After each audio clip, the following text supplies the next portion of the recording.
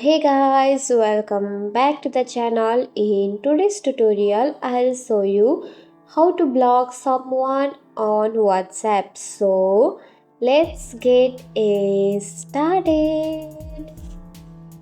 At first, make sure you have the WhatsApp app downloaded from Google Play Store or App Store, and also make sure that you have logged into your account. So let's open it.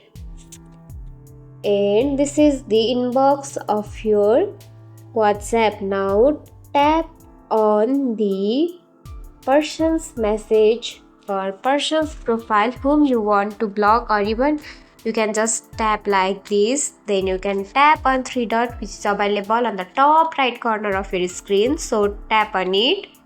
Then you will see the option of block. Then tap on it and confirm it, either you want to block or not. And if you tap on block, then then this person will be blocked automatically for forever. And even you can unblock him by just tapping on unblock icon. And that's it. If you found this tutorial helpful, don't forget to like, comment, share, subscribe, and also hit the bell icon for more easy tutorials. I'll see you in the next video.